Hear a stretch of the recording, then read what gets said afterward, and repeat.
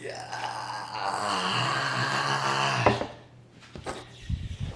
Yeah. Yeah.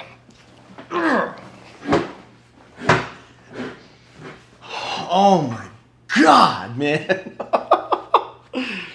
Oh my God. Welcome back to a first week of the season victorious edition of the Dolphins Dive Bar.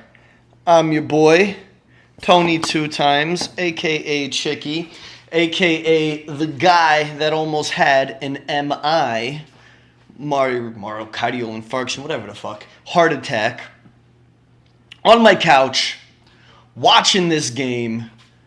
The Miami Dolphins hold on to win 36-34 over the LA Chargers. 1-0.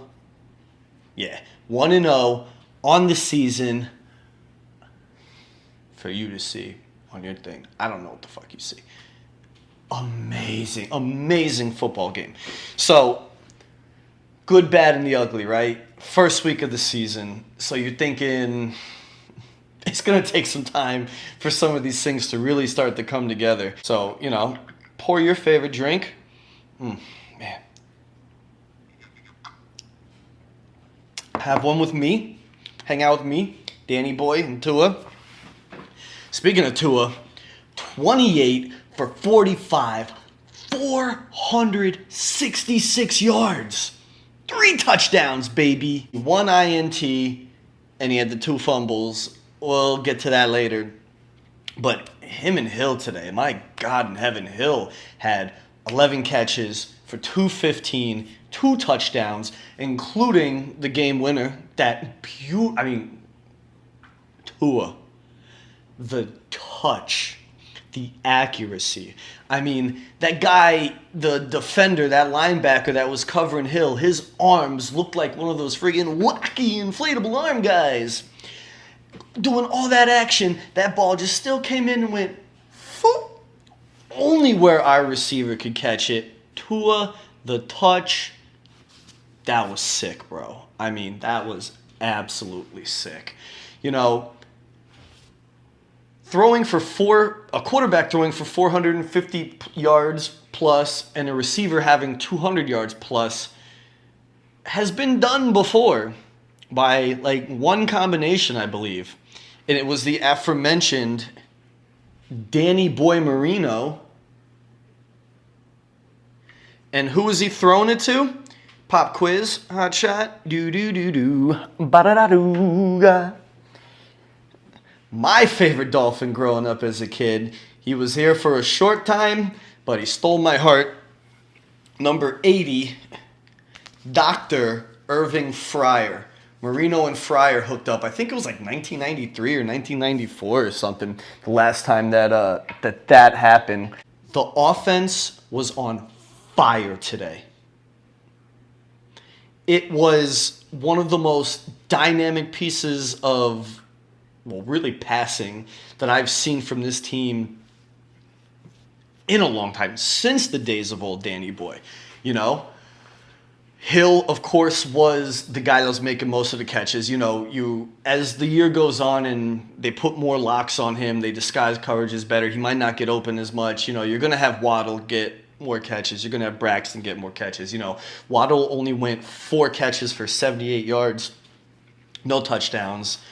But when he did make his catches and when he did make his plays, I mean, come on, it was beautiful. It was the first drive of the game where it was the first pass hit Hill for a big gain, and then the next pass hits Waddle for a huge gain, And Berrios, 3 catches for 44 yards, no touchdowns, but his catches were clutch catches. That catch that the Chargers challenged, his arms just got perfectly parallel to the ground, and he just scooped that ball in. It was the guy's a pro. I love him. River Craycraft. River. Moon River, wider than for 3 catches and 40 yards. and a touchdown, you see. Yeah, that song's old, man. A lot of people might not know that one, but of course, it's a dog barking. Now, defense. The good, bad, the ugly, right? Vic Fangio's first efforts in defense with the Dolphins as defensive coordinator. I mean, come on. It's game one. It's week one. They got a lot of work to do. Everybody's got a lot of work to do, really. I mean, the Dolphins can't go too many games, I don't think, where they just get so dominated in the trenches like that. Like, you would see when the Chargers would snap the ball, before Herbert could hand it off to Eckley or Kelly, that O-line would push Miami's D-line off the ball, like 3-4 yards, just push them right off and just create these wedges, these huge gaps. And these guys are just able to run through it all game long, man. Like I said, 40 carries for 234 yards as a team, as a unit, right? Austin Eckley, 16 carries, $117, 1 touchdown. And then Kelly had 16 carries for 91 yards and a touchdown. So you almost had 2 running backs, basically a stone's throw from each of them getting 100 yards. That's really going to have to be studied in the film. I have full faith, full confidence in Vic Fangio. I have full faith and confidence in this defense. Agba and those boys and Sealer. I mean, they're not going to get pushed around all season long. Call it a fluke, call it, we got to get right with the technique a little bit better. We'll see. The Chargers themselves, though, I mean, their offense was firing on pretty much all cylinders as well that game. I mean, Herbert had, I don't know his stats exactly, he had like 200 and something yards on like 23 completions or so, but who needs all those completions? Who needs to have 400 yards when you put up the kind of running game that the Chargers had today? I mean, the Chargers kind of kicked themselves in the foot in a way, because even though they were dominating in the trenches, moving the fins off the ball like you wouldn't believe, they kind of got away from it, which kept Miami in the game. Because after Tua threw that interception in the end zone, and Tua, like, what are you doing? Trying to throw a jump ball to Berrios? Like, what are we doing here? That gets picked off. On the next drive, it was 3rd and 1 when Herbert drops back, and then Cater Kohu, who's coming off the edge, hits that blitz perfectly, like untouched, just boom, bear hugs him at the goal line. If the Chargers just line up in the eye and run that ball, I mean, they're going to pop like 10, 15, at least 8 yards, because they've been doing it all game. So when they got away from running and they wanted to throw the ball more, it actually was more beneficial to Miami, because they weren't getting gashed, and those DBs could do their job, and they did their job. I think well enough to win, right? The secondary, I mean, they did all right. X-Man got not necessarily taken advantage of on a few drives, because he didn't give up any big yards, like really super big plays. I think like the longest play was on the Chargers' like first drive, when they had a linebacker trying to cover a receiver, and it goes for like 43 yards or whatever. But I mean, the biggest thing with X-Man today was just like 2 pass interference penalties, 2 PI flags on 1 drive. That's not going to happen every game. It's an anomaly, I think. He'll tighten up. I mean, it is X-Man. But, I mean, other than that, those guys, and other than a few times where the zone was playing, like, really soft I think it was near the end of the game. It was a big third down. It was like 3rd and 12. And the DBs, or the safeties, were playing way back in the zone, and the linebackers, they just didn't come back enough. So old buddy was able to catch a 15-yard pass in the sweetness of the zone. Nobody was around him for yards. I want to give more props to the Dolphins offense, man, because when that game started out, LA won the coin toss, chose to defer, kicked it off to Miami. First drive, Miami moving the ball at will. Like most of the game, moving the ball at will. Dynamic plays after dynamic play. First play of the game was a fumble. Luckily, it was offside on the Chargers, and then we got those 5 yards and we're able to, go downfield. And then, unfortunately, that wily fumble happened again at at the 6-yard line. Miami fumbles in the red zone at their own 6. Chargers go 94 yards on that touchdown drive. And does that hurt the Dolphins at all? No. What'd they do? They come back the next drive. They march it down their throats. Get another touchdown or whatever. This team's fight today, the way they played offense today, the way they were resilient on offense today, and defense, which we'll get to later, it just it's like Papa's got a brand new bag, man. This is a different team than teams past that would be like, oh man, when you're getting punched in the mouth, it's like, well, we don't have an answer to that. And the back and forth all game long, basically, nobody could really build a huge lead. It was literally back and forth. There were 7 or 8 lead changes, man. I'm a big mixed martial arts fan. I love the UFC. And I can't think of a fight that was on the Saturday night's card pay-per-view, Adesanya Strickland, that compared to this game. But I have to go back and think this game was if you know, you know, Clay Guida versus Diego Sanchez. These are 2 smaller, wily, super fast guys, super quick, just like the Dolphins. So much speed, so wily, so quick. And they just met right in the middle of that octagon, a.k.a. /gridiron, and they were just duking it out. Hair flying everywhere. Just bite down on your mouthpiece, and just swing for the fences. That's what this game was. And the Dolphins came out on top, and that's a beautiful thing. That's a beautiful feeling right there. So I want to talk about my 2 to 3 players of the game, right? Offense, Tua, Don't get me wrong. A couple of bad throws. Like I said, that jump ball to Berrios. There's a couple of times where he threw in the triple coverage. You're like, dude, what are you doing? That's not the smartest decision. But everything else was mad crisp. I think I seen him underthrow a receiver 1 time, maybe twice in this game, okay? His accuracy was pinpoint. His touch was like a velvet glove, man. His anticipatory throws, where he would just throw the ball to his spot and trust that his receiver would be there, getting into some pretty tight windows, was a thing of beauty.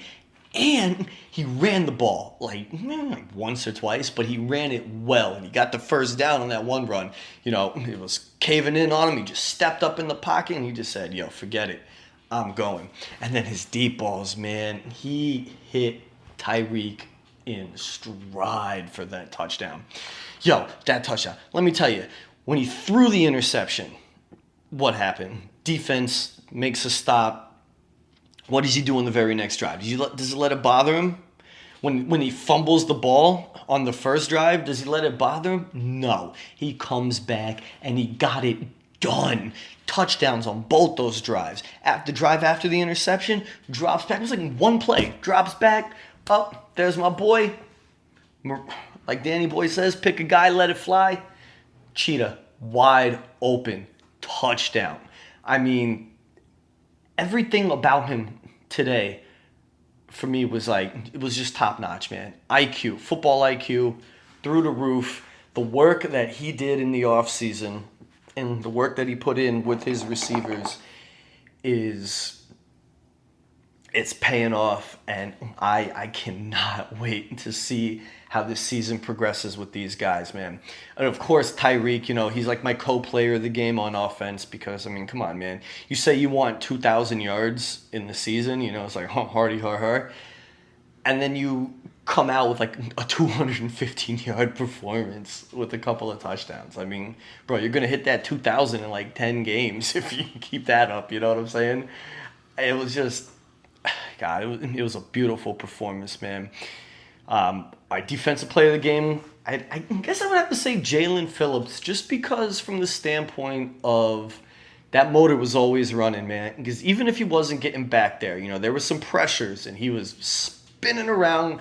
And, I mean, like I said, he was like just a step too slow on a few plays, that could have been sacks. And then at the end of the game, he gets the big sack, the big half sack to seal the deal for the Dolphins when, look, as an older, older millennial, Dolphins fan who's basically gone like his teenage years and, like the tail end of his teenage years through all of his adult years so far, like seeing the Dolphins play such mediocre football, like the Tom Brady era, to see the team have that much fight and that much grit and that much determination. And when Jason Sanders misses that extra point, I mean, me and I'm sure so many of you were like, oh my God, dude, they're going to walk it off. They're going to march down the field with their 2-minute offense, and they're going to kick the field goal to win. And why wouldn't they? Because we haven't been able to stop them all game, pretty much. Defense hasn't been able to make a play. And then the defense makes the plays. I mean, that huge sack, right? And then you have, by Sealer, to almost seal the deal, right? Yuck. And then to have a 3rd and 30, all right, they get like 16 yards on that one. You're setting up, or 16, 17 yards, you're setting up for that 4th and 13 to buckle down, send the right blitz, which Fangio, his defenses aren't really known for blitzing that much. But when he did dial up the blitzes, when they really did dial up the pressure, I mean, look what happens, man. Kohu comes in there, gets a huge sack. Phillips comes in, gets a huge sack. They just did not play like the Dolphins of old, because they're not the Dolphins of old, man. This 2023, 2024 team, like, I know, 1 weekend, bro, calm the bleep down. But it was just, it was a sight for sore eyes, bro. It was a beautiful thing to see. These guys, man. These guys, hey, the best. Looking ahead to next Sunday, the Finns have to travel up to Foxborough, Sunday Night Football, to play the Pats, the New England Patriots, who came off of a loss. I think it was like a 25-20 loss to the Eagles, to Philly, and they held their own that game.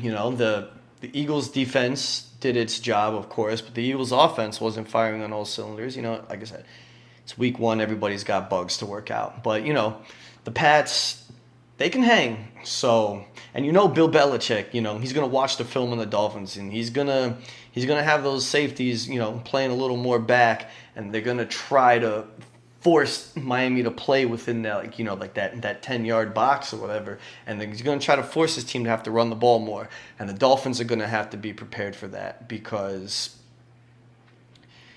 what they had, 20 carries for 70 yards, it's just not going to cut it, man. 3.5 yards per carry is halfway decent. But, I mean, Raheem Mostert only had 10 carries for 37 yards. He had a touchdown, though, by the way. But, yeah, like I said, 20 carries for 70 yards as a team is not ideal moving forward. Even though this is a pass crazy league, you gotta have some, you gotta have some of that dynamic in there. Because if you could play like the Chargers did, where you can just run the ball down somebody's throat, then you hit that play action. I mean, you could get Marino back out there, like that commercial. You could get him out there to throw the ball, for those wide open touchdowns. You could have friggin' Randy Moss suit up and go catch those passes because there'll be nobody by him. They just gotta figure out how to build that running game. They really do.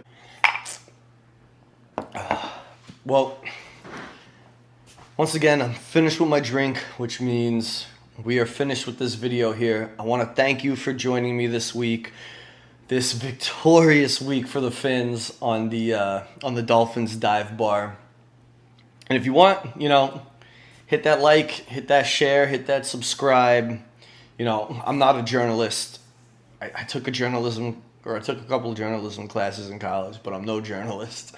I'm literally one of you. I'm just a guy that loves the Dolphins and just want to share my passion with you, and I want you to share your passion with me. So like I said, once again, man, thank you for joining me at the Dolphins dive bar, and you'll see my mug again next week after the Dolphins play the New England Patriots up in Foxborough Sunday Night Football.